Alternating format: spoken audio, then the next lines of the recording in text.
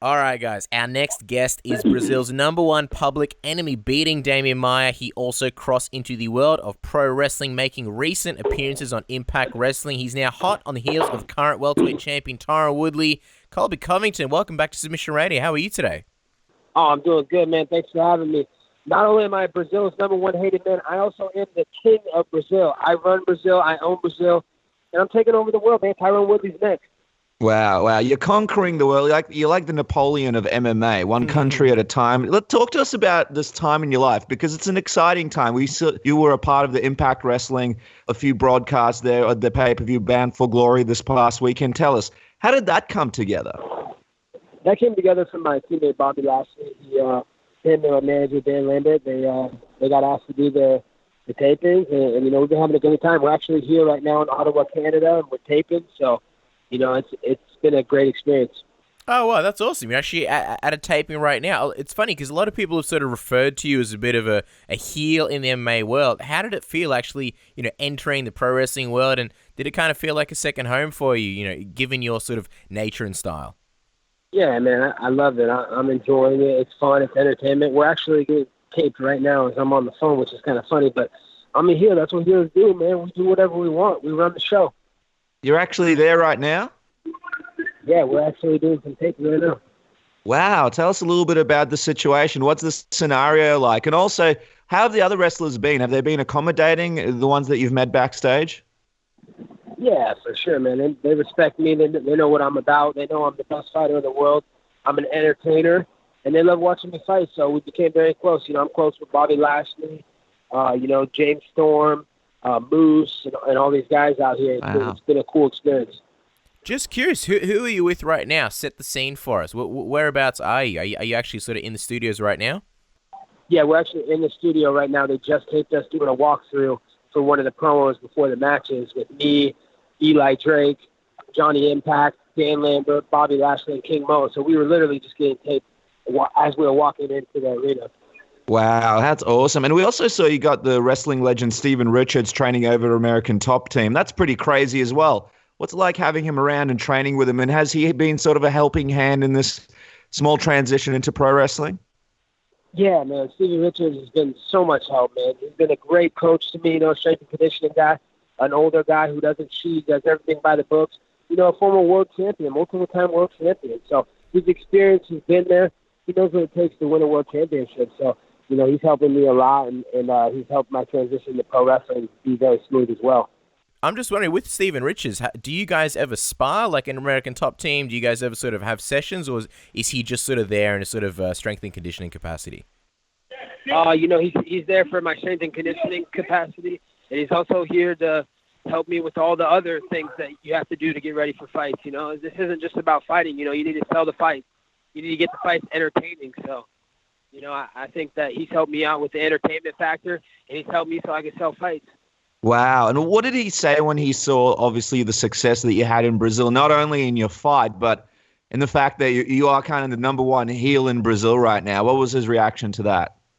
Oh, man, he loved it, man. I mean, that's the game, man. You're either a good guy or you're a bad guy, but either way, you need to own the part. Tyron Woodley, he's the middle guy. He doesn't know what he wants to be. Sometimes he thinks he wants to be the bad guy, and then sometimes he wants to be the baby face, and he wants to act like the good guy. So you need to figure out what you are, and you need to do it. Just touching on Brazil, obviously, in that moment, you made obviously a huge impression. Have you sort of, been getting the same amount of messages from Brazilian fans, a couple of weeks later, or is it dying down a little? Or are you still getting death threats? No, I'm still getting, thousands of messages, death threats, But one thing that's remained a constant is the Brazilian women love me. So it is what it is. A lot of the Brazilians, they hate me, but I'm still getting DMs from hot Brazilian women sending me naked pics. So, it is what it is. Wow. The other thing is, we imagine that you'd be getting a whole bunch of funny messages as well. What's the funniest Brazilian fan interaction that you can share with us if you've got it in a message form that made you laugh? Probably just the ones where they're talking about my mom. Oh, your mom's down on me right now. Do you want me to tell her anything? Do you ever respond to those, or you just see them and ignore them and have a laugh? Most of them I just see them and I have a laugh and I ignore them. But some of them, I respond back and I just let them know that they're not going to get to me. Anything they say they can say whatever they want to say, but, you know, they're not going to get under my skin. Hey, Kobe, what did you think about the UFC saying that your comments in Brazil are under review? They said they're uncalled for, inappropriate, and, you know, the insults against Brazil. What did you think when you heard that? I started laughing, man. I thought it was funny. You know, that guy, David Shaw, who is that guy? No one knows who that guy is. So I just started laughing, man. I do whatever I want. I make the rules now. I'm the king. This is my division now. The welterweight division is my division, so I make my own rules. Has anyone from the UFC, you know, been in touch about that yet? And has there been any updates? And do you sort of find it a little bit comical because, you know, guys like Chael Sonnen, they've said a lot of similar things in the past and they've never really had a comment put under review? Yeah, you know, at the end of the day, it is what it is. I am a bad guy. I'm a heel. So, you know, if they want to suspend me, whatever, I'll take the punishment. But I'm still going to be here. I'm young in this game. I'm not going anywhere. Tyron Woodley better hand that belt over now, because if he doesn't hand it over now, the longer it goes, time's on my side. I'm going to finish that guy soon.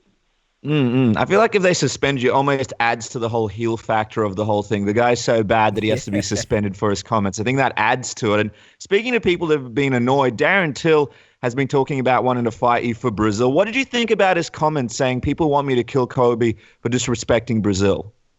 I'd like to see them try, man. There's not a man in the world that can kill me right now. I'm the best fighter in the world. So, you know, Tyron Woodley, man, I don't give a fuck about that dude. Have you been impressed by Till at all? And how do you think a fight between you and him would play out? 1 second. We're going to do one taping. Can you mute it for 30 seconds? Yeah, sure. Yeah. Okay, 30 seconds. Sorry.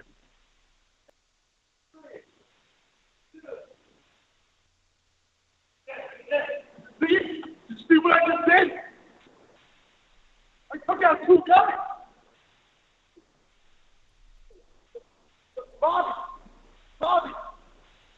Bobby. Okay, I'm back. Sorry about that. That seemed intense, man. That seemed intense. What was happening there in the background? Give us a taste of what happened. Pretty much we're walking in the building, and one of the wrestlers comes up to our guy and is screaming at Bobby, what's going on? You know, and he's trying to go babyface and join the team now. He wants to be on our team, so he doesn't get beat up. I feel like that's going to be happening quite a lot. It almost sounds like you guys. Do you watch the groups like the NWO and the Four Horsemen? And what do you reckon your favorite faction is in pro wrestling? What's your favorite faction that you kind of look up to before you kind of went into Impact Wrestling? Yeah, definitely MWO. You know, they were the biggest heels ever. They got legitimate heat, and they're like me. You know, I got. No one's gotten heat like I've gotten lately in Brazil. You know, so you know that's what I loved about the NWO. They just got heat, and they were the bad guys. But you know, people ended up loving them. You know, so that's what's going to end up happening with me.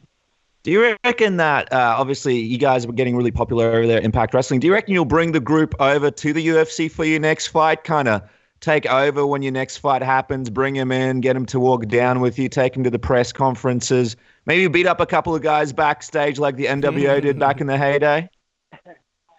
Definitely, man. I said this a long time ago that I'm gonna revolutionize the sport. I'm gonna do something that's never been done, and that's what I'm gonna do. I'm not gonna give away any hints or secrets, you know, of what I'm doing, but you know, I'm taking over the game, man. The UFC is mine now. I run the fight game, man. I'm around fighting, being active. Connor's gone.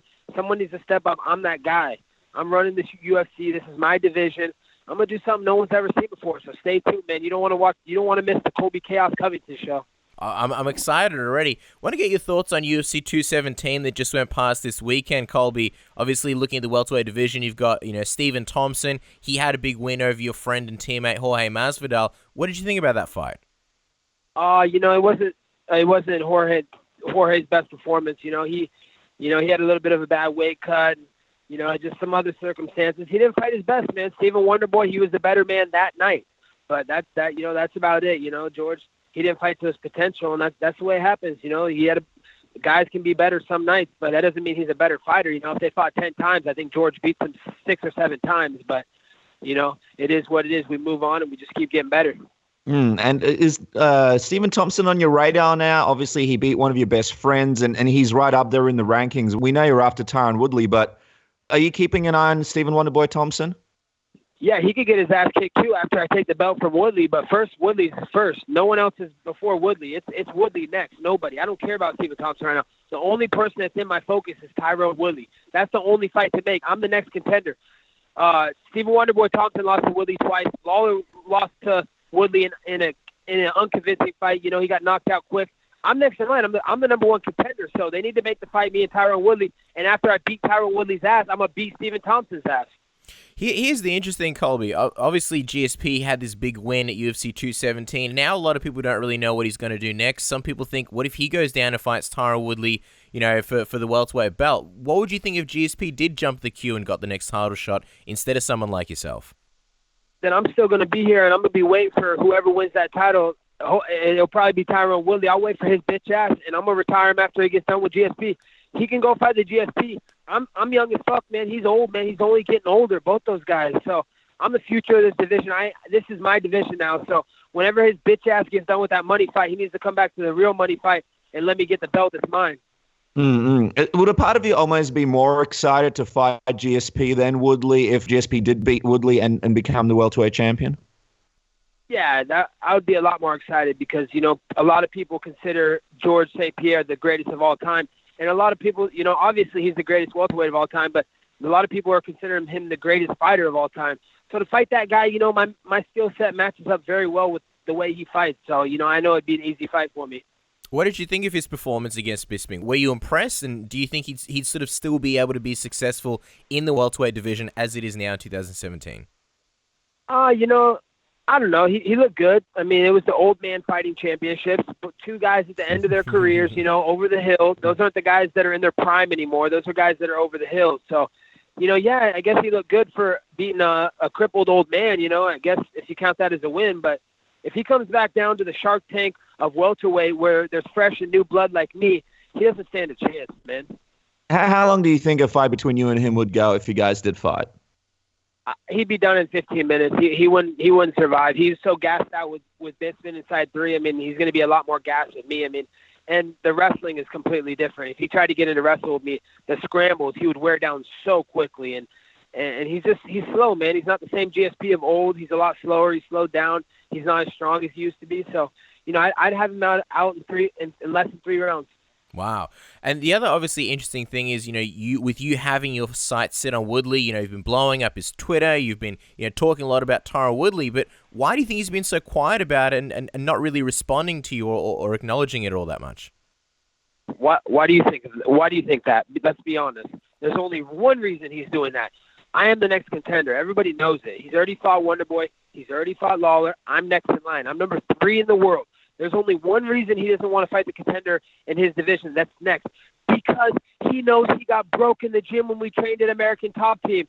You can ask any of the coaches, any of the gym members. He's a joke. He knows he has no chance against me. He says all this stuff after my fight. Oh, you got outstruck by Damian Maia. Oh, that's why he was left unconscious, bloodied at the end of the 3rd round. I completely outstruck and beat the shit out of him worse than Woodley did. Woodley landed 50 strikes on Damian Maia. I landed 100, and I did it in 3 rounds. Woodley did it in 5 rounds. He's a joke. He's telling people I have pillow hands. Okay, if you're saying all these things, Tyron Woodley, and I'm such an easy fight, and all the things you're saying is true, why are you not accepting a fight with me? I'm the only logical next contender. No, instead he's making excuses. He's running because he knows what happened when we trained in the gym. I broke him, and it's simple as that. Have you seen him in training since your big win? Have you seen him around the gym or anywhere around Florida? No, he doesn't train in Florida. He trains in St. Louis. And, you know, he trains at Duke Rufus in Milwaukee. So, you know, I don't see him in Florida. He's not there anymore. After the ass whooping I gave him last time he was in town, he don't want no more of this. Just wondering, Colby, is it true that Dan Lambert approached you and asked you sort of not to start things with Tyron because I guess it's an in-house thing and Dan's close with you and Tyron as well? Yeah, definitely. I'm sitting next to Dan Lambert right now. He's literally here with me at the Impact show. And he told me that, and I said, fuck off, Dan. I'm going to do whatever I want. No man's going to control me. No man tells me what to do. So you can even ask Dan. You can call his phone right now. He's sitting right next to me. I told him to fuck off. I do what I want. We love Dan on this program. So tell us, what's the plan? Because Tyron is ignoring you. Have you thought about maybe going up to St. Louis and confronting him? And if you do see him around, what's the plan? Are you looking to sort of speak to him face-to-face about this fight? No, there's not going to be any friendly terms. This is not talk. This is not something that we're promoting. This is real legitimate beef. We have an actual feud. If I see that dude in the streets, we're going to be throwing blows, and he's going to end up face down, unconscious on the concrete. So I have no respect for Tyron Woodley. The guy's a piece of shit. He tries to claim all this shit. The guy, I mean, he brings out – this is the type of dude he is. That he brings out these coaches for training camps, like 4 or 5 different coaches, and then he doesn't pay him when he makes agreements that he's going to pay him a percentage of his fight purse. So that tells you what type of person Tyron Woodley is. So I don't respect that person. He's a piece of shit. He's a fake. He's a fraud. Me and Tyron Woodley, there's no other fight to make. It's me versus Tyron Woodley. And the people would love to know, how do you think that fight would go if the UFC did make it official? How long do you think that fight goes? That fight will not go 3 rounds. The same thing in the gym. You know, first round, I put a high pace on him. I come out with a lot of volume, a lot of strikes, a lot of takedown attempts in the clinch, elbow, knee, batter him up. And then he gets tired. He gasses. He has no gas in the tank. He fades quick. He wouldn't make it 3 rounds. I guarantee it on my contract, on my UFC contract, within 10 to 12-minute mark range in the fight, he'll be dead and broken. And I will have dogged him just like I did in the gym. Wow, that's a big stake right there, betting a UFC contract. Just quickly, Colby, you mentioned that Tyron doesn't pay his coaches, or he doesn't pay the promised percentage. What exactly did you mean by that? When did that happen? It is what I said it mean. I say the truth, man. I'm not a liar. I'm not a racist. I'm a realist. I say the truth. It is what I said. He brought coaches out to help him with his training camp, 8 to 10 week training camps that are staying with him, depending on their families, to put food on the table for their families, and he stiffed them and didn't pay them, and they're left out to dry with no money that they were promised. When was this for the Maia fight? Was this at ATT? No, this happened, I think, for his fight with Lawler. Oh. The first time he was fighting for the belt. So, I mean, you could ask anybody. You could go to St. Louis, ask the boxing coach, and he did it too. This guy named Jake Thornton, he has Instagram. You can go to the jiu-jitsu guy that he brought in. Same thing, man. I'm not making this shit up, man. This is actual fucking facts. Well, Colby, before we let you go, we also want to touch on the fact that we saw on Twitter that John Jones was in your sights as well when he retweeted his support for GSP, and then you retweeted that, and you called him a loser and the biggest fuck up in the history of MMA. I'm just wondering what brought that on, because that seemed like a little bit of a random way to sort of retweet John. Yeah, I mean, I'm saying truth. I'm saying facts. I mean, I'm just speaking my mind. I didn't know I wasn't allowed to speak my mind in this world. I think I know him more than most people since I lived together with him 2 years. The guy's a fake, man, and just his little fucking baby face tweet to Georgia St. Pierre, I just got under my skin. I mean, he's like trying to act like a saint. Oh, I'm praying for you. Shut up, man. Go do some more coke. Go cheat on your wife some more, man. You're a piece of shit dirtbag. Wow. Wow. So you guys lived together. That's really interesting. Tell us, what was it like living with him? And did you feel like this about him back in the day when you guys were living together? Was he a difficult guy to live with, or was this just something that came to your mind recently after everything that's happened to him? Yeah, we were cool the first couple months we lived together, but he was difficult as shit to live with. The guy was dirty, man. He stunk. He didn't shower, man. The guy was just a mess, man. He was getting into partying and all that bad stuff back then. He's just going down the wrong path. But he always tried to act like a fake. Oh, I'm into religion. I'm all about God, this and that. He's just fooling all the fans. He needs to get exposed for the real person he is, because he ain't this saint and good person like he tries to act like he is. And when was this? When did you guys live together? I'm assuming it wasn't recently. Back in, let's see, I graduated college in 2012. So, no, wait a minute. 2000. No, I graduated high school in 2006. So I went to junior college 2007 to 2009. We lived together at Iowa Central Community College. It was a junior college. We both won junior college national titles together. Wow, that's crazy. Before we move on from this John Jones thing, were you surprised that when you saw all this controversy, him failing the drug test, him having the car accident, all the issues in his career, were you surprised when these things popped up, or from living with him, did you sort of guess these things could happen in the future? Not surprised one bit. Exactly what I expected. Wow. All right, Colby, look, we feel like we've been greeting with your time. We could talk to you all day, but as we let you go, what's the time frame? When are you looking to get back into the octagon? What is the ideal time when you'd like to fight again? Tyron Woodley versus Colby Covington, first quarter of next year. Anytime he wants to fight, I'm ready to go. He can pick any place he wants to go, anytime, any place, anywhere. Tyron the chosen bitch Woodley versus Colby Covington, first quarter of next year. There you go. If that's not a call out, I don't know what is. Colby, we love having you on the program. Always very honest, and you always deliver it. If before you fight, the Twitter is the place to check out Colby Covington at Colby Cov MMA. Make sure you guys give him a follow. There's a lot of action there, and thank you so much for jumping on the program. Always appreciate it. Thanks a lot, guys. Thanks for having me on.